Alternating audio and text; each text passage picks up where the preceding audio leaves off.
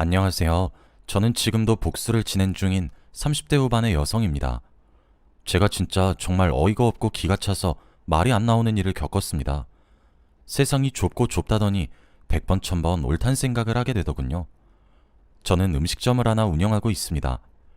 제가 재료 손질을 하고 음식 준비를 시작할 때 이곳의 사연을 자주 듣습니다. 제가 정말 이번 경우를 겪고 나니 너무 바쁘게 살아서 그런지 주위에 하소연할 곳이 없더라고요. 그때 이곳이 번뜩하고 떠올라서 이렇게 글을 쓰게 되었습니다. 저는 왕년에 잘 나가는 회사원이었습니다. 그렇게 막 엄청나게 유명한 회사에 재직을 하고 있었던 것은 아니었지만 그래도 회사 내에서는 꽤 능력 있다는 소리를 들어가면서 승진도 하고 그렇게 지내고 있었습니다. 저는 사실 결혼에 대한 생각이 없었던 편이었고 당시 연애도 하지 않고 있었습니다. 그런데 그때 대리님께서 소개팅을 해주겠다고 하시더라고요. 지금 생각해도 그 대리 얼굴에 주먹 한번 꽂아보지 못한 것이 천추의 한입니다. 저는 미혼 여자였고 또래 중에서도 나름 돈을 잘 버는 축이었는데 그런 제게 대리님이 주선한 소개팅에 나갔더니 웬 이혼남이 앉아있더군요. 처음에는 멀끔한 외관에 이혼남인지도 몰랐어요. 아니, 당연히 알 리가 없죠. 누가 미혼 여자한테 이런 반구에 말없이 이혼남을 들이밀겠어요. 생긴 것도 멀끔했고 저와 나이 차이도 그리 크게 나지 않는 편이었어요. 자연스럽게 우린 만나는 사이가 되었죠.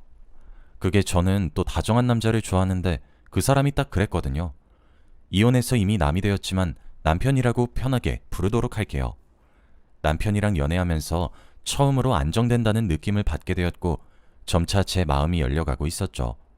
딱 그 시기에 남편이 이혼남인 것을 알게 되었습니다. 심지어 애딸린 이혼남이었어요. 그 사실을 처음 알았을 때는 입이 떡 벌어졌습니다. 대리에게 찾아가 왜 사전에 미리 말하지 않았냐 따졌더니 글쎄 저더러 말을 한 것 같다며 얼머무리더라고요. 진짜 길길이 날뛰려다가도 내가 뭐하고 있나 싶어서 그만두었죠. 처음엔 당연히 헤어지는 것이 맞다고 생각했어요. 그런데 이미 그 시기에는 제가 남편을 너무 많이 사랑하고 있었고 정말 머저리같이 이 사람이 책임지고 있는 아이도 제가 책임져야겠다는 생각을 했어요. 제가 그런 큰 결심을 할 수 있었던 이유는 첫째로는 남편의 이혼 이유가 아내의 불륜으로 빚어졌다는 이유였고 둘째로는 낯설어 하면서도 엄마가 그리웠던 것인지 저를 만난 첫날부터 제게 딱 달라붙은 아이가 제 눈에는 사랑이 고픈 아이처럼 보여서 안쓰러웠기 때문입니다. 물론 그만큼 사랑스럽기도 했지만요. 사랑했기 때문에 그 사람의 사정까지 떠안겠다고 결심했고 그렇게 결혼을 했습니다. 당연히 결혼하는 과정이 쉽지만은 않았습니다. 저희 부모님은 저를 절연하시기까지 하면서 반대하셨거든요. 그럼에도 불구하고 저는 남편과 딸을 선택했죠. 그렇게 저는 남편의 딸을 제 딸처럼 키우기 시작했어요. 제가 30에 결혼했는데 당시 딸아이가 5살이었습니다. 생각보다 딸을 기르는 재미가 있었습니다. 밉살 맞다가도 애교를 부리면 마음이 풀어지는 게 너무 예뻤고 우린 그렇게 가족이 되었어요. 저희 셋은 정말 화목하고 좋은 가정이었습니다. 다정다감한 남편과 예쁘고 말도 잘 듣는 딸까지 완벽했어요. 주위에서 뭐라고 하든 솔직히 제가 사랑에 눈이 멀어 그런지 귀담아 듣지도 않았죠 뭐. 그렇게 행복하게 잘 지내오고 있었습니다. 그런데 딸아이가 7살을 보내고 8살이 되어 초등학교 입학을 기대하며 기다리던 어느 날이었어요. 그날 회사에서 일을 하고 있는데 모르는 번호로 전화가 오더라고요. 뭔가 해서 받았더니 어느 큰 병원의 응급실이었습니다. 전화기 너머로 들려오는 소식에 저는 새하얗게 질렸고 굳어버릴 수밖에 없었습니다. 그날은 2월의 어느 날이었고 비가 억수같이 쏟아지던 날씨였어요. 딸아이는 초등학교 입학을 정말 많이 기대해서 한 번씩 자신이 입학할 초등학교를 혼자 가서 놀고 오곤 했죠. 그날도 어김없이 초등학교에서 놀다가 집으로 돌아가던 길이었나 보더군요. 어린이 보호구역이었고 인도로 제 딸아이는 잘 걷고 있었습니다. 하지만 음주운전으로 오토바이를 운전한 사람 때문에 사고에 휘말리게 되었다고 하더군요. 오토바이는 그대로 굳어서 움직이지 못하고 있었던 제 딸아이를 들이박았고 딸아이는 오토바이에 크게 튕겨져 나갔다고 하더군요. 다행히 근처를 지나가던 어르신께서 딸아이도 음주운전자도 모두 신고를 해서 병원에 이송되었고 제게 응급수술을 해야 한다고 하셨습니다. 저는 정말 새하얗게 질린 채로 병원으로 다급히 뛰어갔습니다.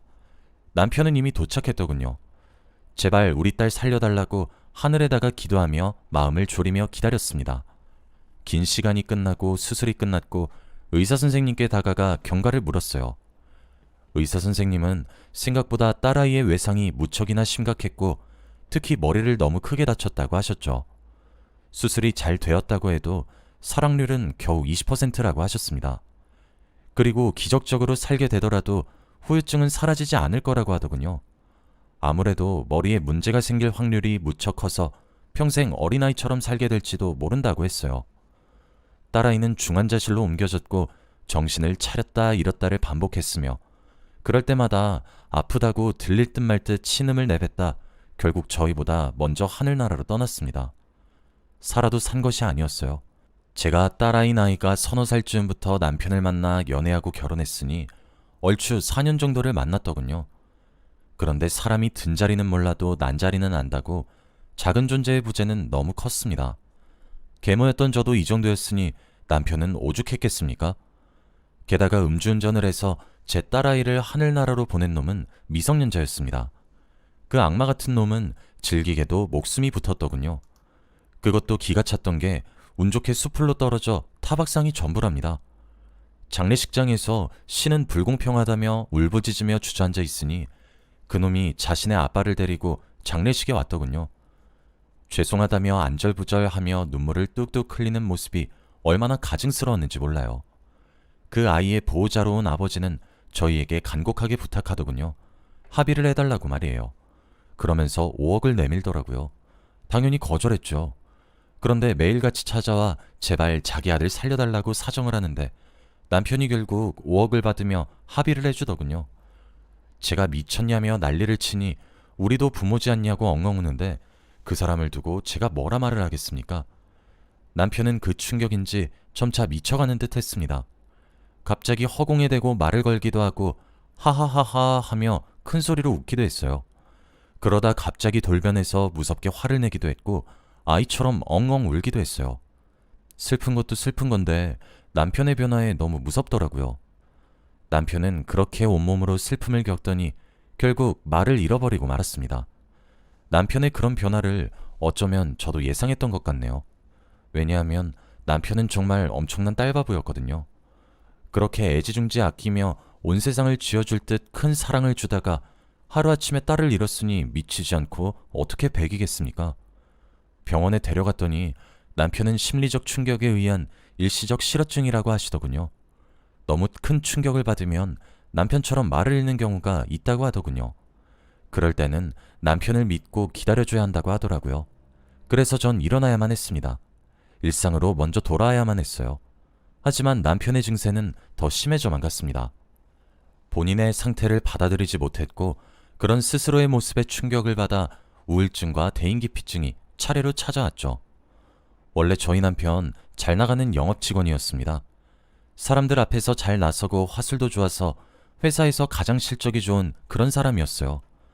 활발하게 회사 생활을 해서 승진을 앞두고 있었고 입사 동기들 중 가장 빠르게 승진한 사람이었죠.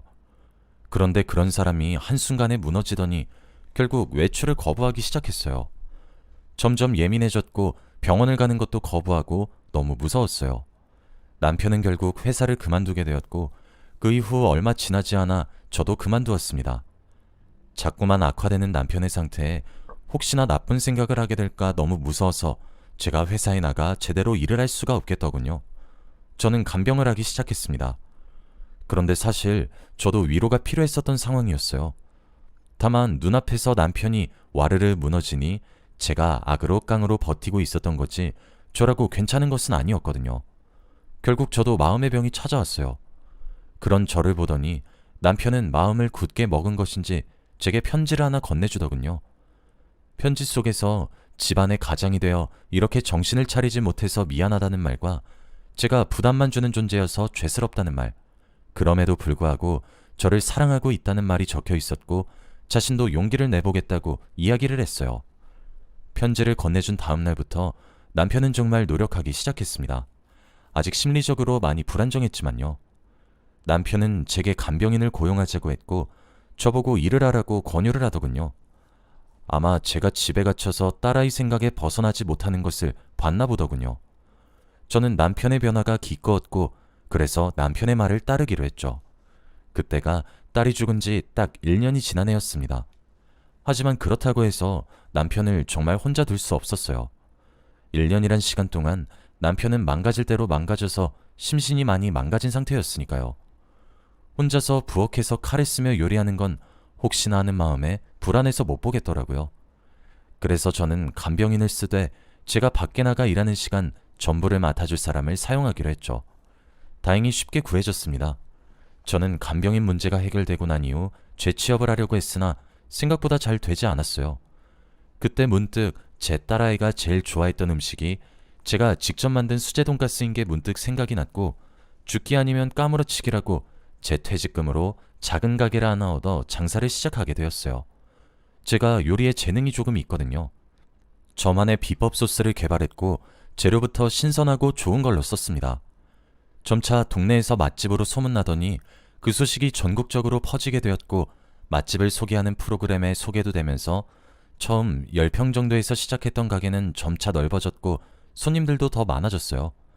자연히 저는 일하는 시간이 늘었고 그와 동시에 간병인을 고용하는 시간도 늘어났죠. 요식업에 종사한 지 4년 정도 만에 저는 돈가스에 정점을 찍게 되었어요.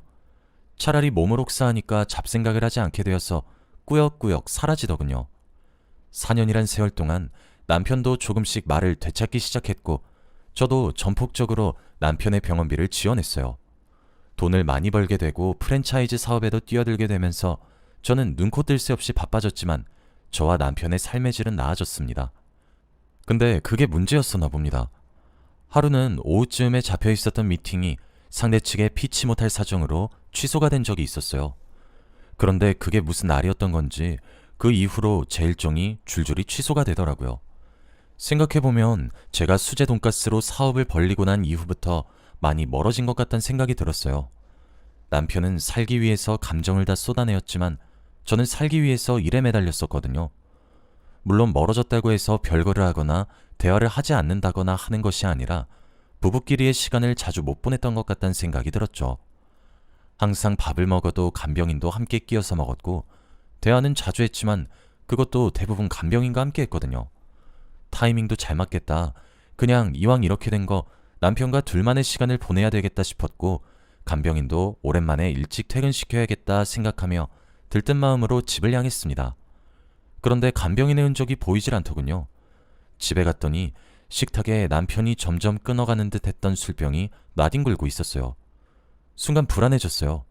괜찮아지는 듯 했는데 역시 아니었던 건가 싶어서 남편을 소리쳐서 부를 생각도 못하고 그저 여기저기 남편을 찾았어요.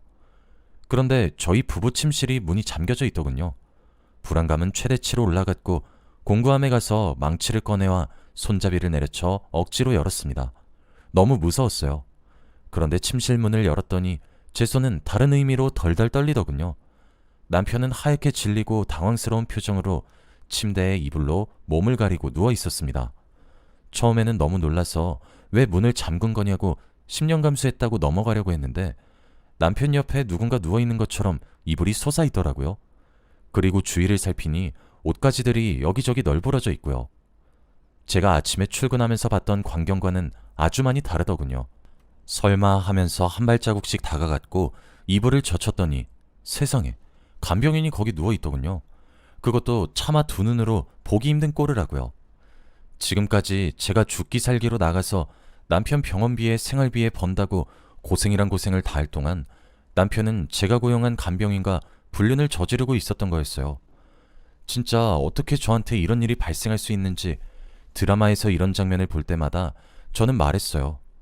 와, 나는 진짜 저런 걸 목격했음 쳐들어가서 머리채를 잡든 뺨을 때리든 해야지. 왜 주저앉아 울기만 하고 있지? 왜 아무런 말도 못하고 뒤돌아서 나가는 거야? 진짜 이해가 안 돼. 그런데 실제로 그 상황을 겪으니까 주저앉아 울게 되더군요. 그 틈을 타서 간병인은 침대를 박차고 나와 떨어져 있는 옷가지들을 정말 스치듯 줍고 도망쳤습니다.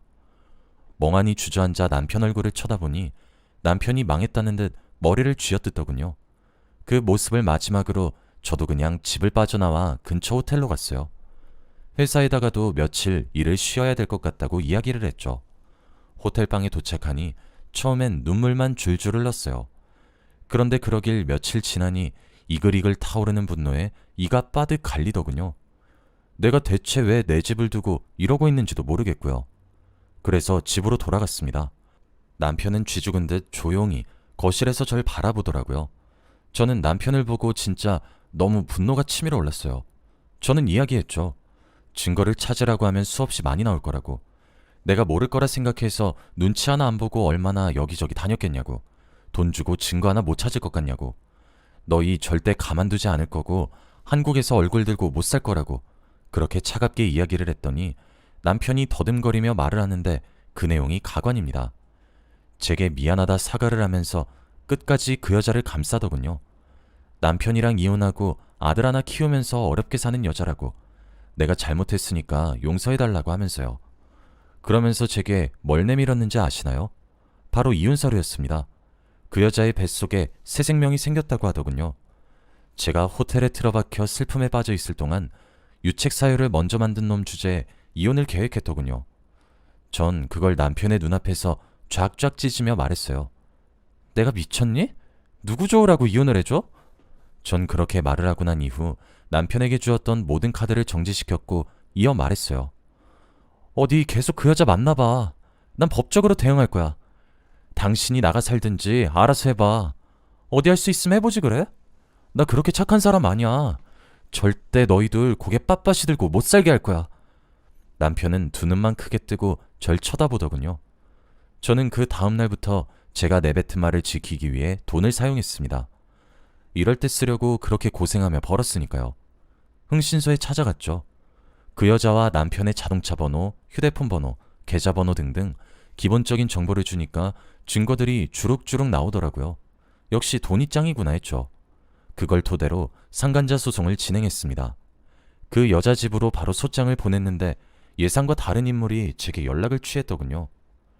남편이 그 여자가 아들 하나 데리고 산다고 하더니 그 아들인 듯 했죠.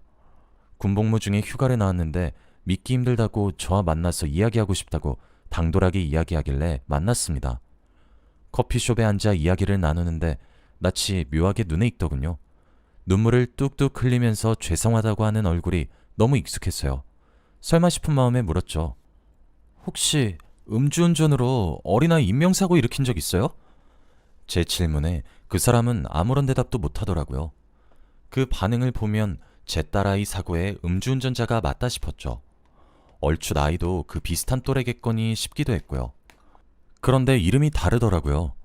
그제서야 물어보니 동네에 소문이 나고 그래서 전학과 동시에 개명 신청을 하면서 지금은 아주 신문 세탁을 하고 새로운 삶을 살고 있더군요. 또 그때 찾아온 아버지는 이미 이혼한 이후였고 원래 아버지 쪽에서 아들을 맡아 키우고 있었는데 딸아이의 사건 이후 절연하다시피 아들을 엄마한테 맡기고 떠났다고 합니다. 그 이후로는 연락이 되지 않아 결국 엄마랑 둘이서 지내게 되었더군요. 저는 비꼬았어요. 아들 자식은 내 딸아이를 빼앗더니 그 애미란 년은 남편을 빼앗아가네요. 그쪽 집안은 양심이 없는 게 특징인가요? 저는 상간자 소송 진행할 생각이고 이혼 생각? 추호도 없어요. 누구 좋으라고 내가 이혼을 해줄 것 같아요? 미치지 않고서야 누구 좋으라고. 신문 세탁하고 사는 것 같은데 그 난리를 쳐놓고 두 발 뻗고 잠은 제대로 잘 수 있었나요? 당신네들 나 절대 가만 안 둬. 대한민국에서 고개 들고 살 수 있을 것 같아? 그래, 누가 이기나 해봐. 그리고 집으로 돌아오는데 문득 이 사실을 남편이 알고 있나 싶더군요. 그렇게 자기 딸을 물고 빨고 하며 애지중지하더니 그 딸을 죽음으로 몰고 간 범인의 엄마가 내연녀라. 살면서 만난 가장 비정하고 매정한 부성애더군요. 저는 상간자 소송을 준비하면서 남편에게 진실을 알려주었어요.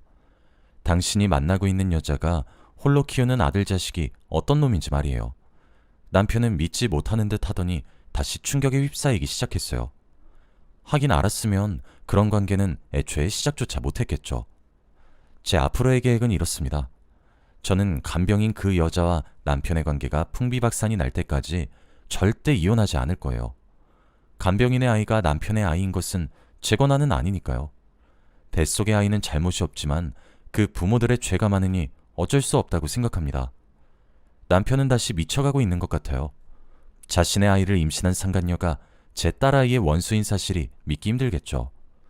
저는 최선을 다해 제 딸아이와 저의 복수를 하려고 합니다. 언제 끝날지 모르겠지만 그래도 죽은 제 딸아이의 한은 풀어주고 싶네요.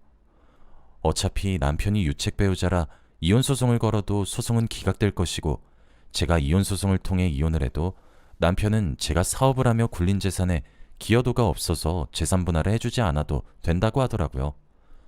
제가 줄 재산 분할과 위자료를 퉁치면 거의 0이라고 봐도 무방해서 맨몸으로 쫓겨나는 것과 마찬가지더라고요. 저는 최선을 다해 복수하려고 합니다. 옳은 방법이든 옳지 않은 방법이든 전부를 동원해서 말이에요. 여기까지가 제 이야기였습니다. 긴 이야기 들어주셔서 감사합니다.